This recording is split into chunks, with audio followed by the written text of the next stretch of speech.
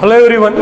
So in last के vector के lecture में हमने क्या पढ़ा था कि पोजिशनल वेक्टर कैसे फाइंड करते हैं, ए बी बार कैसे फाइंड करते हैं, देन 3D 2D ये दोनों भी हुआ था अपना। उसके बाद हमने पढ़ा था distance between 2 points, that is under root x1 minus x2 square, y1 minus y2 square, y3 minus, ठीक है। और ओरिजिन से लेकर पॉइंट का डिस्टेंस क्या था, अंडर रूट क्या था, x square plus y square plus z square, ठीक है। अब देखो, suppose distance of a point from x axis, मतलब एक पॉइंट है, ठीक है। सपोज एक पॉइंट लेते हैं P। देखो आपका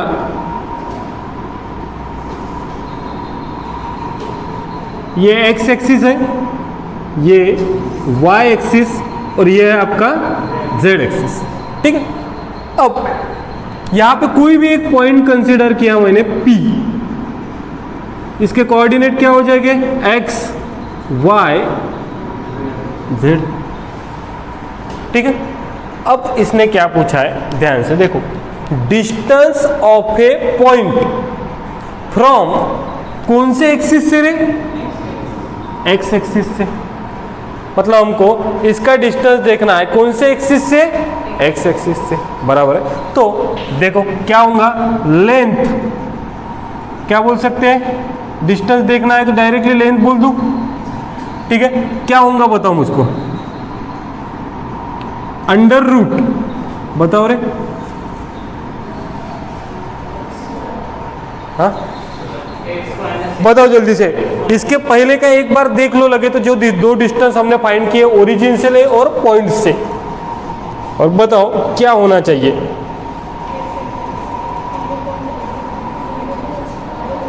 यस, देखो रे, सीधा लॉजिक है। एक सेकंड देखो, हमको इस पॉइंट का P का डिस्टेंस कहां से मेजर करना है, एक्स एक्सिस से। अगर एक्स एक्सिस से मेजर करना है तो मतलब यहां से मेजर करना है, तो इस पॉइंट को ले लेता हूं मैं A। क्या पॉइंट ले लिया मैंने, A, कुछ भी नाम दे सकता हूं मैं। अब मुझे एक बात बताओ, इसका x कोऑर्डिनेट कितना रहेगा, अब P का x है तो इसका भी क्या रहेगा, x ही रहेगा ना। अब ये x एक्सिस पे है तो y भी और z भी बराबर है। सो लेंथ AP बोल देता हूं मैं, बराबर है, ए से लेकर का P डिस्टेंस। अब मुझे बताओ, सीधा लॉजिक है रे, इसमें कोई डायग्राम भी निकालने की जरूरत नहीं। मुझे एक बात बताओ, डिस्टेंस निकालना है एक्स एक्सिस से, तो x का ही डिस्टेंस x एक्सिस से निकालोगे तो क्या हो जाएगा directly, x minus x square, बराबर है, plus y minus 0 square plus z minus 0 square, ठीक है। सो ये डायरेक्टली आ जाएगा under root x minus x मतलब 0, that is y square plus z square. So length AP, सीधा लॉजिक है। कोई पॉइंट का डिस्टेंस आप एक्स एक्सिस से निकाल रहे हो तो एक्स पैरामीटर तो 0 ही हो जाएगा ना, बचा क्या, y, that is y square plus z square. वैसे ही सेकंड, इसमें देखो, distance of a point from y axis, तो y एक्सिस से डिस्टेंस क्या हो जाएगा रे, बताओ बरा, सीधा है, y एक्सिस से उस पॉइंट का डिस्टेंस लोगे तो क्या आने वाला है, 0, that is X square plus, और third distance of a point from कौन से एक्सिस से, z एक्सिस से, बताओ क्या आना चाहिए, under root x square plus y square. X axis से बोला तो y square plus z square, y से बोला तो एक्स जेड, और जेड से बोला तो एक्स वाई, ठीक है। सो राइट डाउन।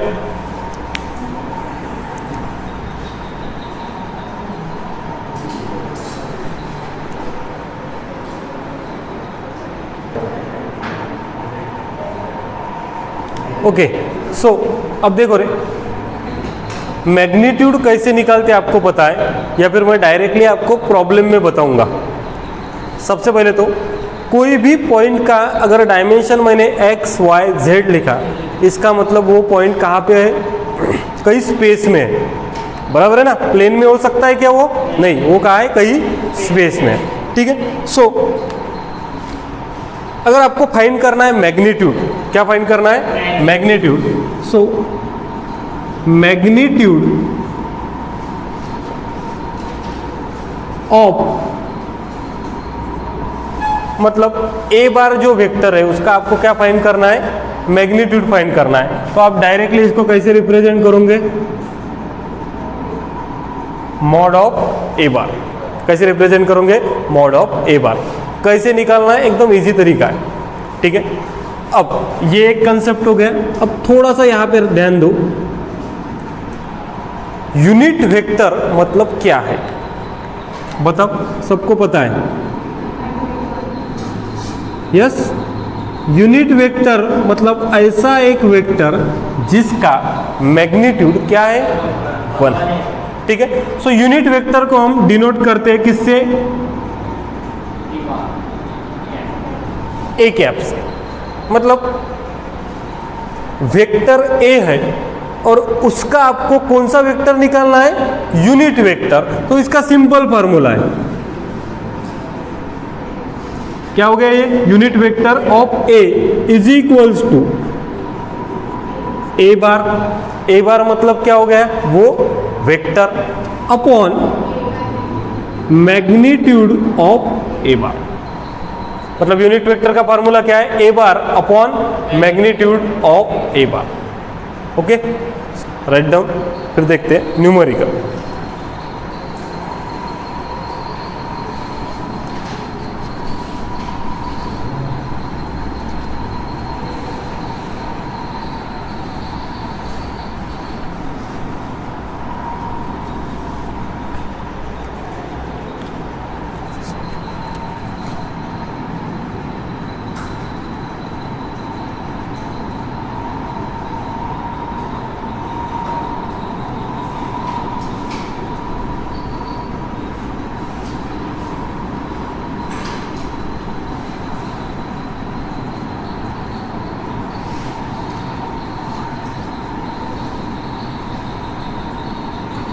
ओके, सो देखो इसके ऊपर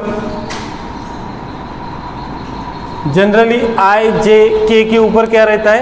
कैप। आई कैप, जे कैप, के कैप।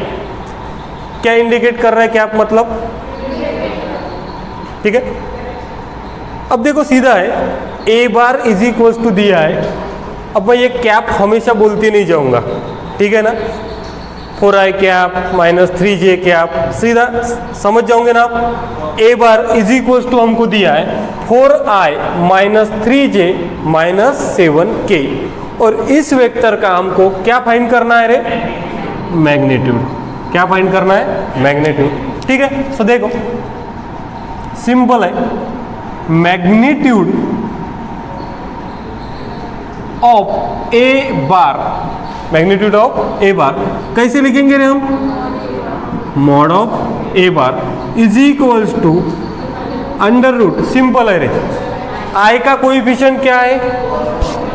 उसका स्क्वायर प्लस जे का -3 है, सो -3 स्क्वायर प्लस के का कोएफिशिएंट क्या है? -7 स्क्वायर। ऐसे लिखने का नहीं, इसका मीनिंग क्या होता है? -49, बराबर है ना। हाँ, बताओ आंसर क्या आना चाहिए? 4 स्क्वायर 16, 9 49, कितना होगा? यस 74।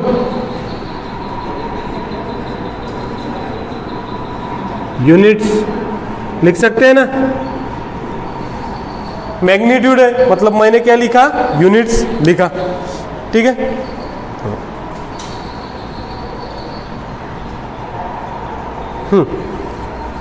अब थोड़ा सा इसी क्वेश्चन में ध्यान दो। इसी का आपको पूछा रहता, find magnitude and unit vector of A bar. एक ही क्वेश्चन में कर लेते हैं, मैग्नीट्यूड भी पूछा और यूनिट वेक्टर भी पूछा। तो मुझे बताओ आपको क्या फाइंड करना है रे? Unit vector. यूनिट वेक्टर मतलब क्या? A cap. ए कैप मतलब क्या होता है? ए bar upon magnitude of a. A bar already आपको गिवन है, क्या है?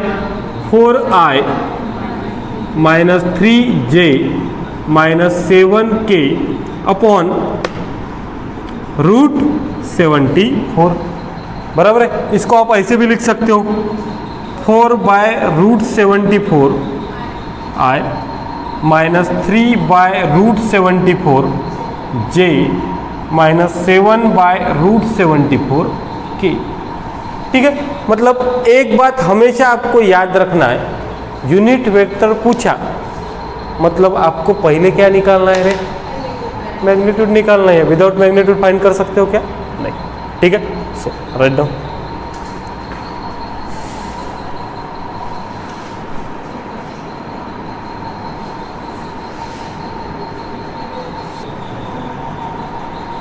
सो देखो अब नेक्स्ट क्वेश्चन है, फाइंड द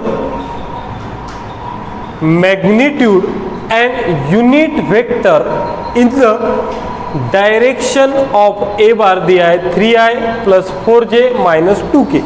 निकाल सकते क्या आप सभी लोग? क्या होगा? मैग्नीट्यूड ऑफ ए बार मतलब मॉड ऑफ ए बार क्या हो जाएगा रे? बताओ जल्दी से। मॉड ऑफ ए बार हो जाएगा under root 3 square plus 4 square plus minus 2 square. तो ये हो जाएगा 9 प्लस 16 प्लस 4, कितना हो जाएगा? रूट 29। ये मॉड ऑफ ए बार हो गया।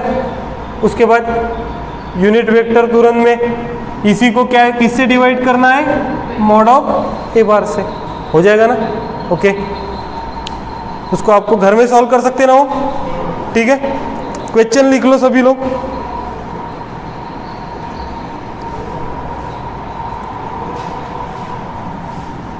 लिख लिया क्वेश्चन सभी ने?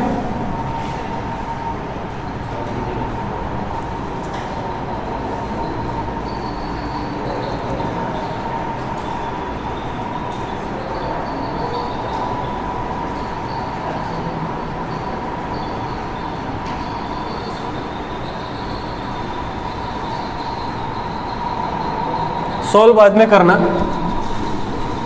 Right down next question.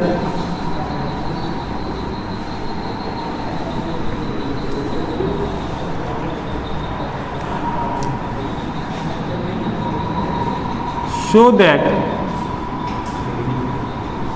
The vectors are parallel. So that the vectors are parallel.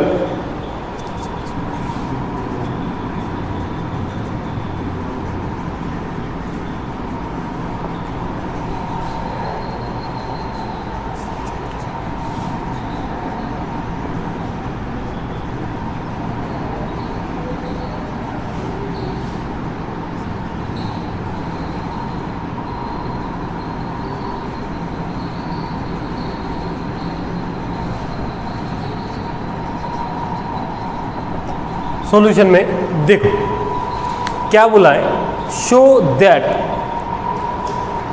Vectors are parallel. Parallel कोई दूसरा वर्ड क्या है? कोलिनियर, बराबर है।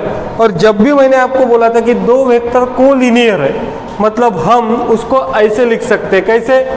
यम a bar plus N b bar is equals to, लिख के दिया था कल मैंने, दो वेक्टर पैरेलल है तो क्या, ठीक है, दो वेक्टर कौन पैरेलल है और उस एक को आर बार को क्या है, कोप्लेनर है, तीनों के तीनों वेक्टर कोप्लेनर है, तीन कंडीशन लिख के दी थी।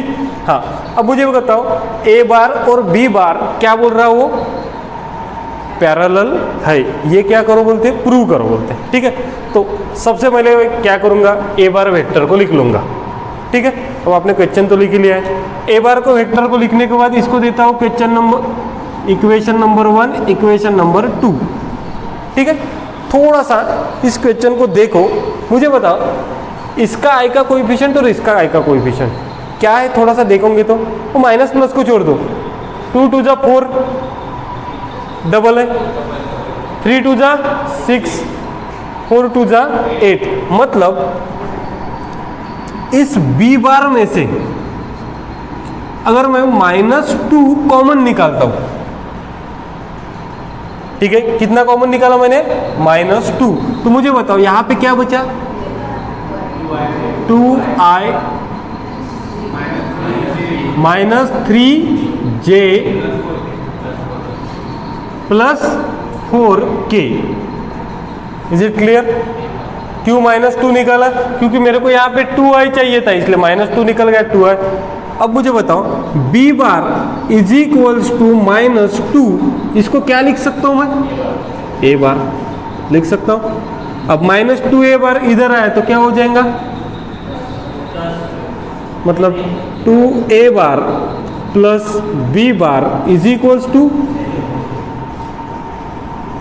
हमारा क्या है, यही है ना, ma bar plus nb bar is equals to 0, यही कंडीशन है ना पैरेलल की। हेंस प्रूव, यही प्रूव करना था ना कि बोथ वेक्टर क्या है, पैरेलल है।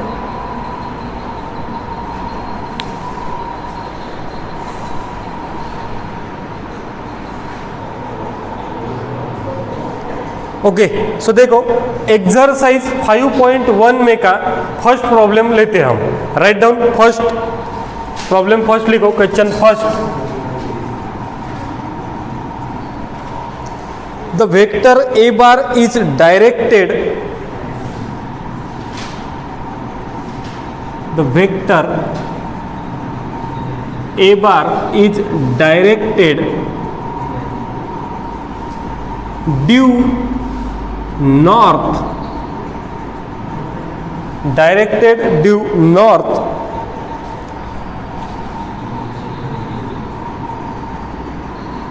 और मैग्नीट्यूड ऑफ ए बार दिया है 24,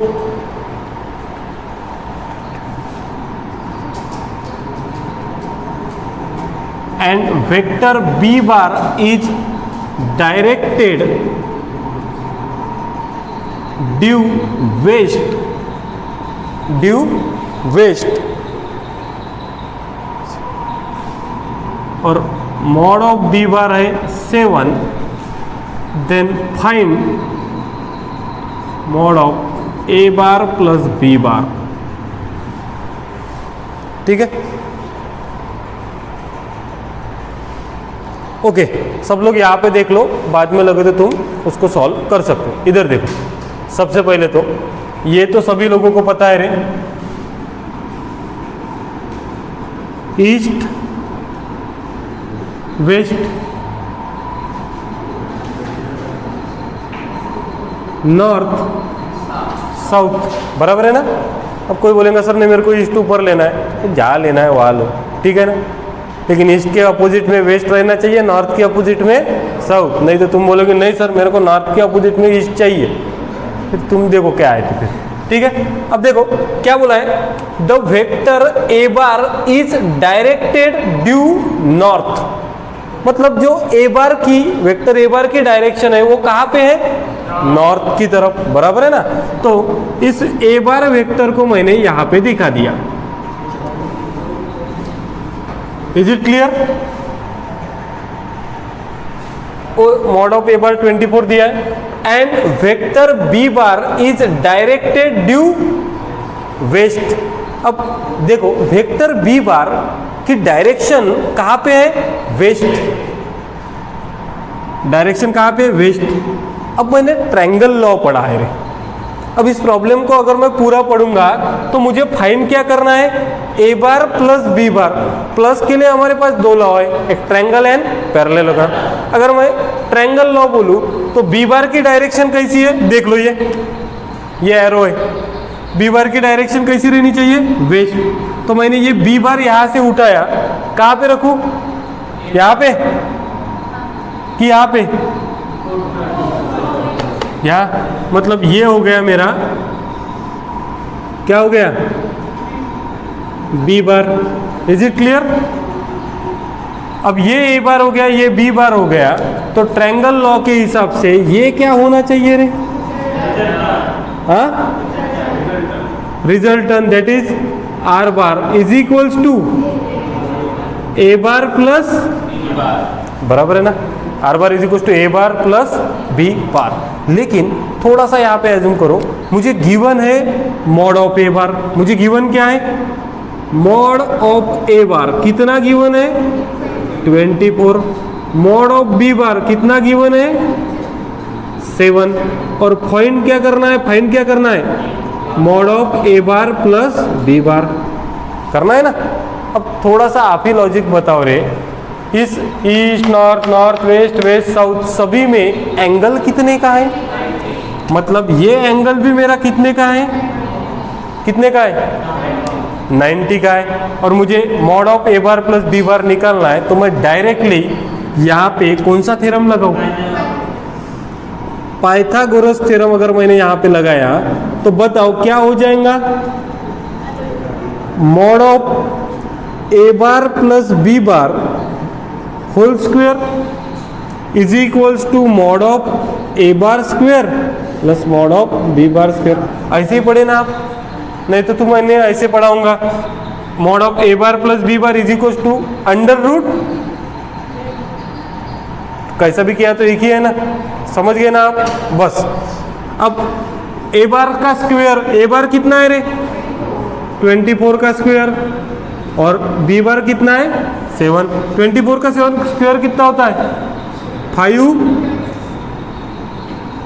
76, और 7 का 49, बराबर है। तो देखो मेरा mod of A bar plus B bar square कितना आएगा रे? 625, taking square root on both side. तो mod of A bar plus B bar is equal to under root 625, that is units लिख सकते हो, या फिर उसने कुछ भी नहीं लिखा तो मेरा आंसर क्या है? 25। Is it clear? देखो क्या बोला था उसने, ए बार के वेक्टर नॉर्थ डायरेक्शन में इसलिए ए बार लिया, बी बार का वेस्ट में है तो बी बार लिया। अब ट्रायंगल लॉ के हिसाब से आर बार क्या हो गया? ए बार प्लस बी बार। लेकिन मेरे को सिर्फ ए बार बी बार नहीं निकालना था, उसका क्या निकालना था? मॉड। तो मॉड निकालने के लिए मैंने डायरेक्ट पाइथागोरस लगाया, mod of A bar plus B bar square is equal to A bar square b bar square. Values put की और क्या फाइंड किया? Answer. Okay, so right down.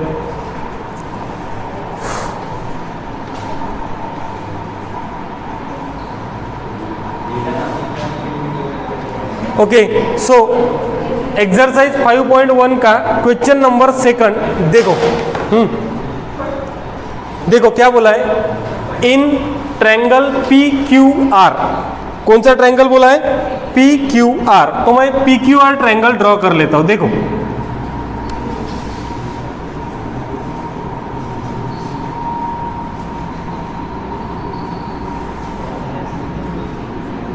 इन ट्रायंगल पी क्यू आर, ठीक है। देखो क्या बोला है, in triangle P Q R, P Q bar is equals to A bar, Q R bar is equals to B bar. मतलब P Q बार, मतलब arrow कहां पे दिखाना पड़ेगा? Is it clear? P Q bar कितना है रे? 2a बार।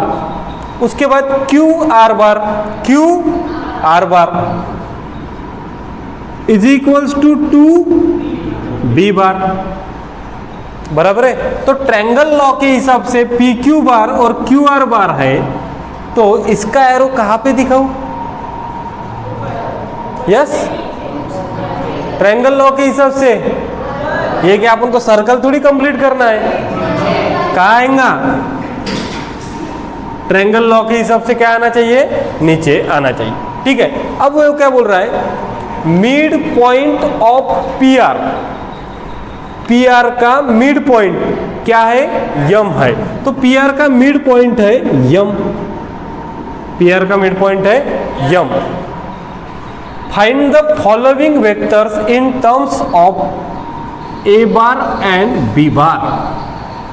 मतलब ये जो वेक्टर्स है ये हमको फाइंड करने हैं किसके फॉर्म में रे, ए बार और बी बार के फॉर्म में। तो सबसे पहले मुझे एक बात बताओ, ट्रायंगल लॉ के हिसाब से, ट्रायंगल लॉ के हिसाब से हम क्या लिख सकते, बताओ बरा, क्या लिख सकते? P Q bar plus Q R bar is equals to, बताओ ना ट्रायंगल लॉ क्या है? देखो P Q bar plus Q R bar is equals to P R bar. तो मुझे बताओ पी क्यू बार कितना है? पी क्यू बार कितना है? 2a बार। क्यू आर बार कितना है? 2b बार।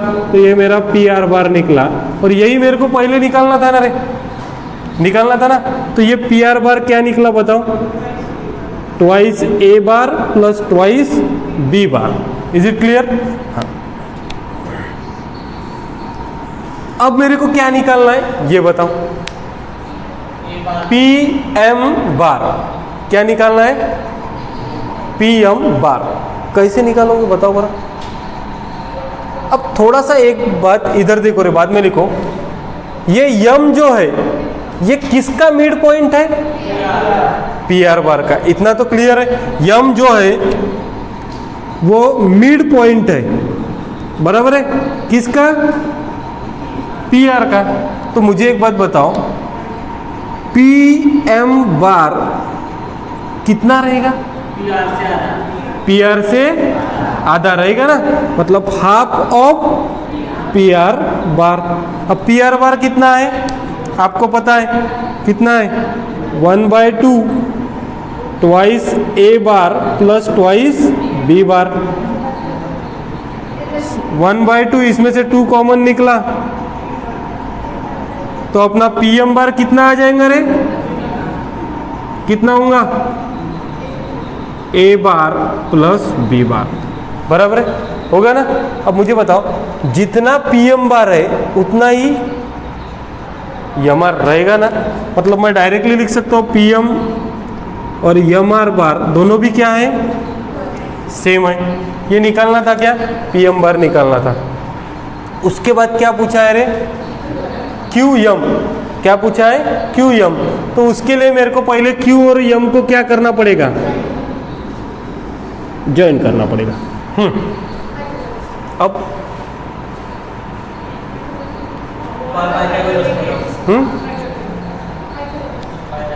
हाँ, तो एरो कैसे दूं बताओ ना। यस, इसको एरो कैसे दूं बताओ पहले। या ऐसा दे दूं?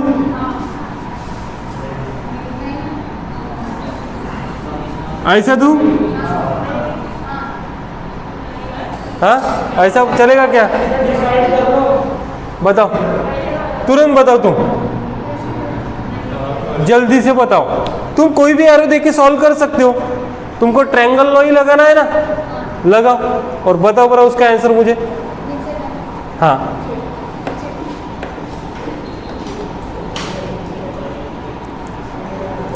अरे तुम तुम्हारे हिसाब से कैसे भी एरो दे सकते हो ना, जरूरी है क्या? अब देखो, मैंने सपोज ऐसे लिखा, एक सेकंड यहाँ पे देख लो, P Q bar plus Q M bar. तो हमको क्या लिखना पड़ेगा? देखो इधर, इधर देखो, ट्रायंगल पी क्यू एम में, अब मैं एरो नहीं लिखता, डायरेक्ट तुम्हारे हिसाब से बता। देखो P Q bar plus Q M bar is equals to P M bar. लिख सकते ना, P Q bar plus Q M bar is equals to P M bar. अब पी क्यू कितना है रे? ट्वाइस ए बार। क्यू एम निकालना है ना, क्यू एम ही तो निकालना है। और पी एम बार कितना है? कितना है? ए bar plus B bar. So देखो, Q M bar is equals to A bar plus B bar. 2a bar इधर आया तो माइनस 2a बार। कितना आएगा आंसर रे?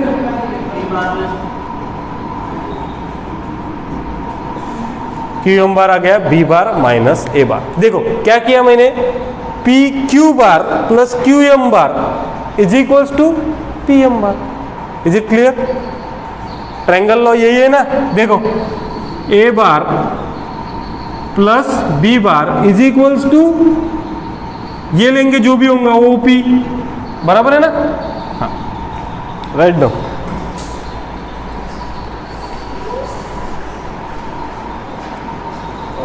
दिख रहा ना इसमें? ओके, सो सभी लोग यहां पे देखो, निगेटिव वेक्टर आप सभी लोगों को पता है। मतलब सपोज ये है ए बी, ध्यान से देखो ए बी, और इस वेक्टर का नाम है स्मॉल ए बार, ठीक है? फॉर एग्जाम्पल के लिए बता रहा हूं, तो ए बी बार इसको आप क्या बोल सकते हो? ए बार। ए बी बार मतलब कौन सा वेक्टर है?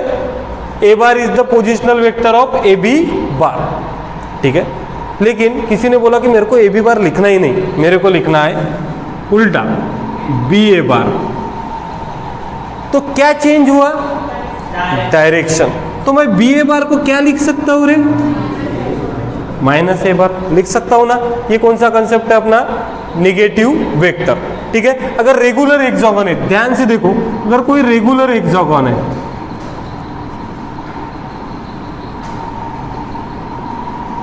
हेक्सागोन मतलब सभी को पता है क्या होता है?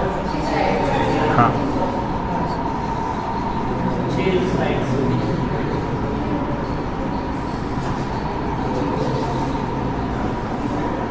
हाँ, देखो रे सभी लोग देख लो, ए बी सी डी और यप। थोड़ा सा सुन लो क्या होने वाला है यहाँ पे। तो हर प्रोबेबिलिटी मैं इसमें दिखा रहा हूँ, प्रॉब्लम आने के बाद एकदम इजी से सॉल्व कर सकते हो। एज्यूम कर रहे हैं हम सब कुछ अपने हिसाब से, इसको मैंने नाम दे दिया ए बी सी डी। इसमें से ये जो ए बी बार है इसको नाम दिया मैंने ए बार, और ये जो बी सी बार है ये है B bar. A B bar है ए बार और बी सी बार क्या है? बी बार, ठीक है? तो थोड़ा सा यहां पे देखो, अगर ए बी बार ए बार है तो ई डी बार क्या रहना चाहिए? ए बी बार अगर ए बार है तो एग्जैक्टली इसी को पैरेलल ए है, और नाम ही इसका रेगुलर हेक्सागोन है, मतलब सभी साइड की लेंथ क्या है रे? सेम।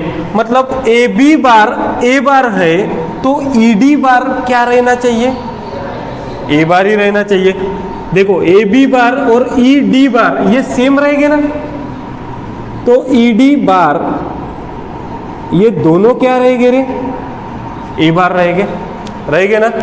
मतलब ये ई डी बार भी क्या हुआ? ए बार हो गया। Is it clear? ये सबको समझ गया क्या? ठीक है। अगर इधर देखो ए बी बार अगर ए बार है तो बी ए बार क्या रहेगा? बी ए बार क्या रहेगा? माइनस ए बार। और डी ई बार क्या रहेगा? हाँ, डी ई बार। देखो रे, ई डी बार मतलब ए बार, तो डी ई बार मतलब क्या रहेगा? Minus A bar. Is it clear? देखो ये ए बी बार ए बार है तो ई डी बार भी ए बार रहेगा, बी ए बार माइनस ए बार, डी ई बार माइनस ए बार। अब मुझे बताओ, देन बी सी बार क्या है? बी बार है, बी सी बार बी बार है, तो ये एफ ई बार कितना रहेगा?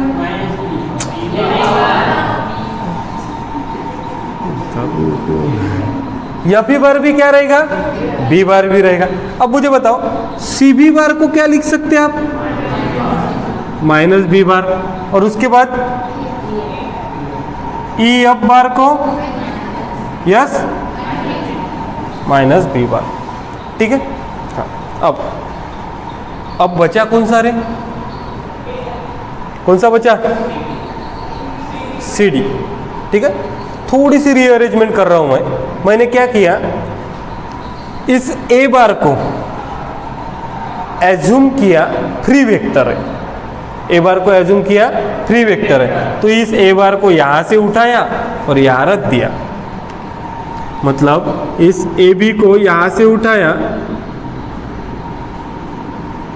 मतलब ये ए बी, मतलब इस ए बार को मैंने यहां पे रख दिया। ठीक है, चलेगा ना? हाँ, और इसको मैंने कर दिया कनेक्ट।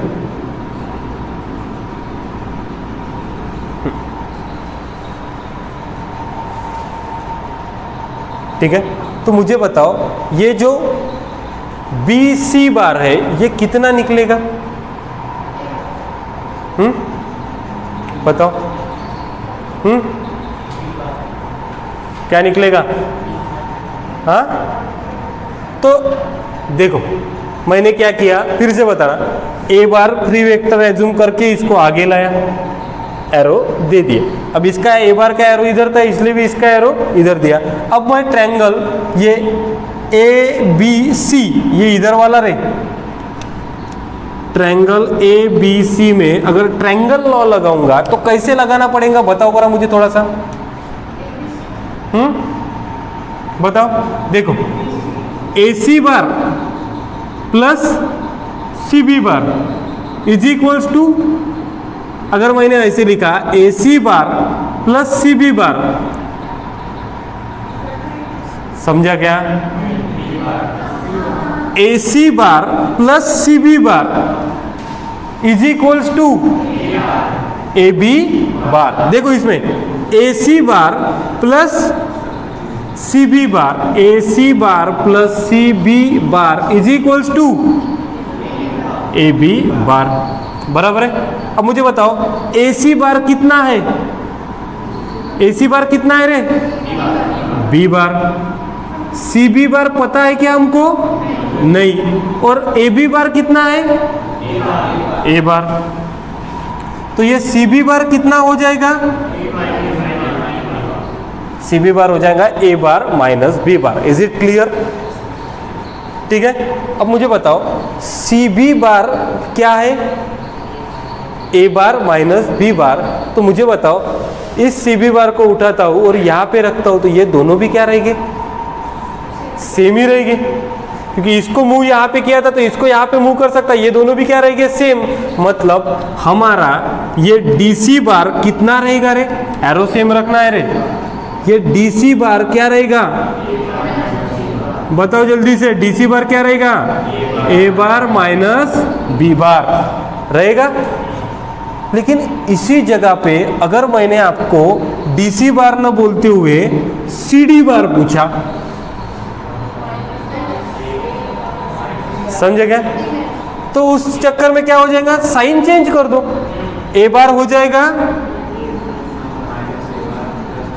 मतलब इसको मैं लिख सकता हूं बी बार माइनस लिख सकता हूं। Is it clear? देखो फिर से बता रहा हूं मैंने क्या किया, इसको ए बार लिया, ए बी बार ए बार है तो ई डी बार भी ए बार हो जाएगा। इसके उल्टा अगर पढ़ोगे डी ई बार तो माइनस ए बार हो जाएगा। बी सी बार बी बार है तो एफ ई बार भी बी बार हो जाएगा। उसके अपोजिट अगर पढ़ोगे तो माइनस हो जाएगा। इस ए बार को मैंने क्या किया? एक्सटेंड किया और यहाँ पे ट्रायंगल लॉ लगाया। कैसे? देखो A C bar plus C B bar is equals to A B bar, बस सॉल्व किया तो सी बी बार आ गया ए बार माइनस बी बार, तो बी सी बार क्या आ जाएगा? डी सी बार आ गया ए बार माइनस बी बार, तो सी डी बार क्या आ जाएगा? उसका उल्टा, that is b bar minus A bar. ठीक है, अब एक क्वेश्चन पूछ रहा हूं उसका मेरे को आंसर बताओ। अगर आपका B C sorry C D bar क्या है? सी डी बार क्या है? सी डी बार क्या है? बी बार माइनस ए बार, तो ए एफ बार भी क्या हो जाएगा? और डी सी बार आपका ए बार माइनस बी बार है तो एफ ए बार भी आपका क्या हो जाएगा? Okay, so right down.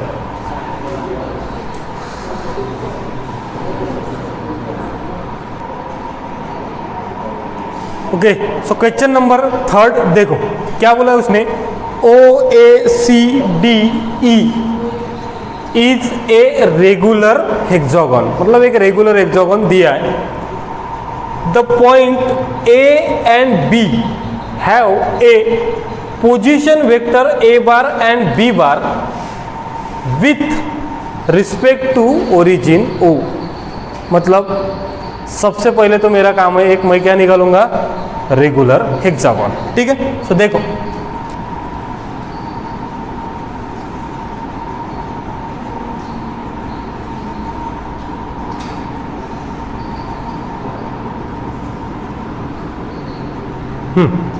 O A B C D और E ऐसे बोला, is a regular hexagon. The point A and B, मतलब पॉइंट A और B के जो पोजीशन वेक्टर है वो क्या है, A बार एंड B बार, लेकिन किसके रिस्पेक्ट में रे, ओरिजिन के रिस्पेक्ट में. मतलब ओरिजिन के रिस्पेक्ट में पॉइंट A का, ओरिजिन के रिस्पेक्ट में पॉइंट A का पोजीशन वेक्टर कितना है, A बार. कितना है, A बार. और ओरिजिन के रिस्पेक्ट में पॉइंट B का पोजीशन वेक्टर कितना है, B bar. Is it clear?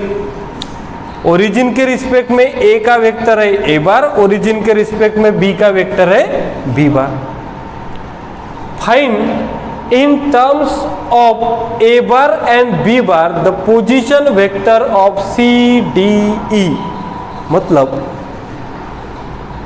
एक रेगुलर हेक्सागन दिया है, पॉइंट A का और B का विथ रिस्पेक्ट टू ओरिजिन हमको पोजीशन वेक्टर A का with respect to origin A bar और B का विथ रिस्पेक्ट टू ओरिजिन क्या दिया है, B बार. अब उसने क्या बोला है, इस C का, D का और E का पोजीशन वेक्टर निकालना है. C का, D का और E का पोजीशन वेक्टर निकालना है, लेकिन कौन से फॉर्म में रे, A बार एंड B बार के फॉर्म में. बराबर है. कैसे करेंगे, तो सबसे पहला हमारा काम क्या है ये देख लो. मुझे बताओ, ये A बार है, ये क्या है, A बार. अब ये A बार है तो मैं इस ट्रायंगल में ट्रायंगल लॉ लगा सकता क्या, कैसे बताओ बरा. ट्रायंगल OAB में बताओ बरा, जल्दी से बताओ. OA बराबर है ना. देखो OA bar plus AB bar is equals to OA bar plus AB bar is equals to OB bar. अब OA बार को हम क्या बोल सकते हैं डायरेक्टली रे, देखो O के रिस्पेक्ट में कोई भी वेक्टर लो, आंसर क्या आने वाला है वही वेक्टर. तो OA बार को मैं क्या बोल सकता हूँ, A बार. AB बार मेरे को पता नहीं है. अब थोड़ा सा एक लॉजिक बताओ रे, O के रिस्पेक्ट में B, OB बार कितना है, B बार. ठीक है, लगे तो मैं यहाँ पे लिख रहा हूँ, OA बार मतलब क्या है हमारा, A बार, ये गिवन है. और OB बार मतलब क्या है, B बार, ये भी गिवन है ना गिवन. तो मुझे बताओ AB बार कितना हो गया रे, B bar minus A bar. AB बार कितना हो गया, B बार माइनस A बार. ठीक है, लेकिन उसने क्या बोला है, एक सेकंड यहाँ पे ध्यान दो, इधर देखो. उसने क्या बोला है, इस C को फाइंड करना है. मेरे को पोजीशन वेक्टर किसका फाइंड करना है, C का. तो इस C को मेरे को किसके साथ कनेक्ट करना पड़ेगा रे, O के साथ करना पड़ेगा ना, तभी निकाल सकते हम. तो कर दिया मैंने कनेक्ट. अब C के साथ कनेक्ट कर दिया. अब मुझे बताओ क्या करना पड़ेगा. हाँ, एक काम करते हैं, इसको भी कनेक्ट कर लो, D को भी निकालना है. तो अब कैसा बताओ? यस, बताओ जल्दी से। हाँ, क्या आना चाहिए बताओ ना। देखो सीधा है। मेरे को एक बात बताओ, मैंने ओ को सी से कनेक्ट किया, क्यों? क्योंकि मुझको सी निकालना है। तो मैं यहां पे ट्रायंगल लगाता हूं, O B bar plus B C bar is equals to बस ओ बी बार प्लस, मैं ट्रायंगल लिखूं क्या यहाँ पे? ट्रायंगल ओ बी सी, तो O B bar plus B C bar is equals to O C bar. अब क्या करना है बताओ?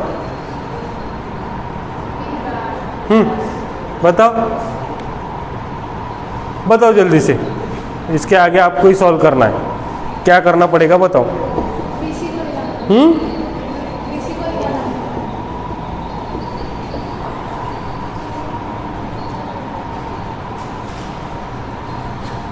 देखो, अब इस प्रॉब्लम को सॉल्व करने का एकदम सिंपल ट्रिक बता रहा हूं कि आपको करना क्या है। अब ऐसे करोगे तो यहाँ पे फंस जाओगे। आपको बीसी बार पता है क्या? नहीं पता है ना? तो मैं एक सिंपल ट्रिक बताता हूँ। मैं क्या करता हूँ, इस ई को देखो रे, मैंने सभी पॉइंट को तो जोड़ दिया, तो एक काम करता, इस ई को किसके साथ कनेक्ट करता हूं रे? किसके साथ कनेक्ट करता हूं? बी के साथ। स्मॉल लिख रहा हूं ये, ठीक है। अब इसने CO को कट किया है, ई बी ने CO को कट किया। उस पॉइंट को नाम देता हूं मैं, क्या नाम दे दूं? अभी ई तक हो गया, यप। क्या नाम देता हूं मैं? यप दे दिया। अब थोड़ा सा ध्यान देके देखो आप, मैंने क्या किया, सभी को जोड़ दिया। ओ सी को ई बी जहां पे कट किया उसको नाम क्या दिया? यप। और ये जो यप है ये ओ सी का मिड पॉइंट है। ये जो यप है ये ओ सी का क्या है? Mid point. क्या है? मिड पॉइंट, ठीक है। अब थोड़ा सा यहां पे ध्यान दो। मेरे को एक बात बताओ, ए बी बार और ओ एफ बार ये पैरेलल है, और दोनों भी क्या है? पैरेलल भी है और सेम भी है। तो मुझे बताओ ए बी बार आपका कितना है? B bar minus A B bar आपका कितना है? बी बार माइनस ए बार। तो ओ एफ बार कितना होगा रे? डायरेक्शन सेम लिए, क्या होगा? बी बार माइनस ए बार होगा। अब मुझे एक बात बताओ, M is a mid point of OC, बराबर है ना? अगर यप ओसी का मिड पॉइंट है तो ओसी इज इक्वल्स टू कितना ओएफ होगा ना? OC is equals to twice OF, और OF आपको पता है कितना है रे? B बार माइनस A बार। ये हो गया आपका OC बार। और OC बार को ही हम क्या लिख सकते हैं? OC बार को क्या लिख सकते हैं? C बार। तो C बार हो गया हमारा twice B bar minus A बार। क्या हो गया? Twice B bar minus A बार। निकल गया क्या C बार? ठीक है, निकल गया। अब क्या निकालना है? O को किसके साथ कनेक्ट किया है रे? D के साथ। अब बताओ, देखो अब आपका OC तो निकल गया, कोई दिक्कत है क्या? नहीं। तो मैं ट्रायंगल OCD, बता क्या करूं? OC bar plus CD bar is equals to OC bar plus CD bar is equals to OD bar. ध्यान दो यहाँ पे, ओसी बार मतलब क्या है? ओसी बार मतलब डायरेक्टली क्या है? सी बार है ना। ओसी बार मतलब सी बार प्लस सी डी बार, ये ए बार है,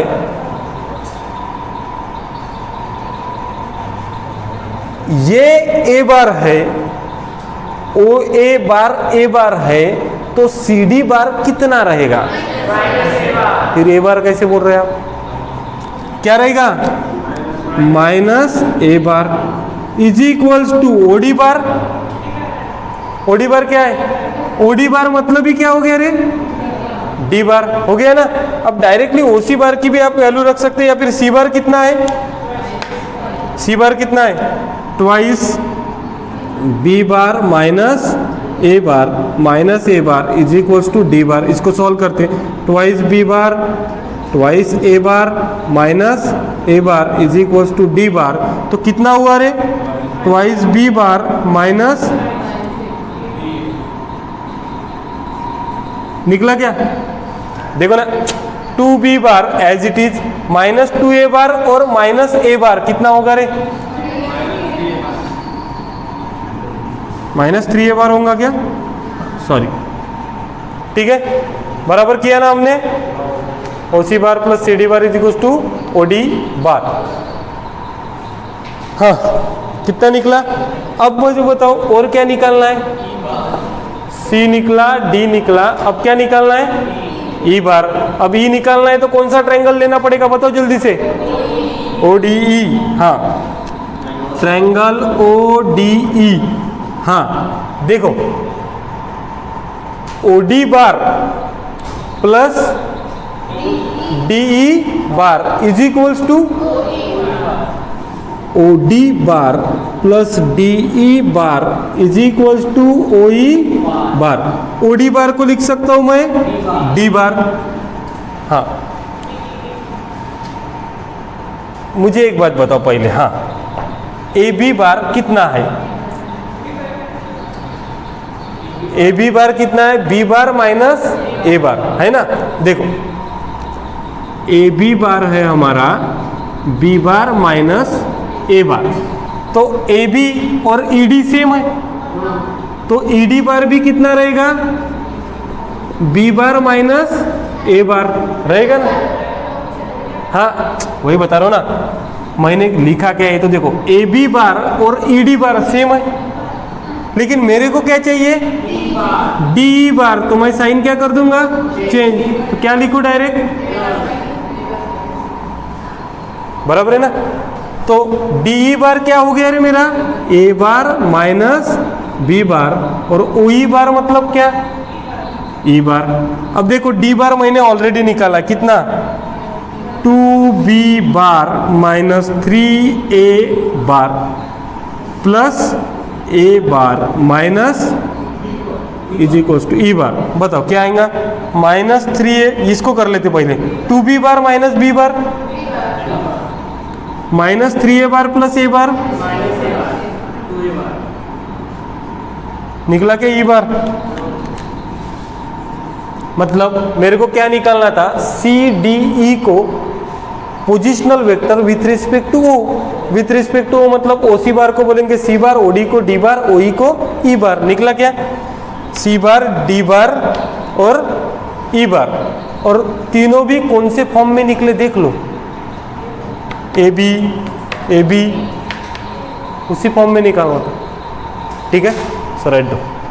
सिर्फ निगेटिव वेक्टर और ट्रायंगल लॉ, इसके अलावा मैंने कुछ यूज किया है क्या तुम बताओ? निगेटिव वेक्टर और ट्रायंगल लॉ, उससे पूरा प्रॉब्लम सॉल्व हुआ।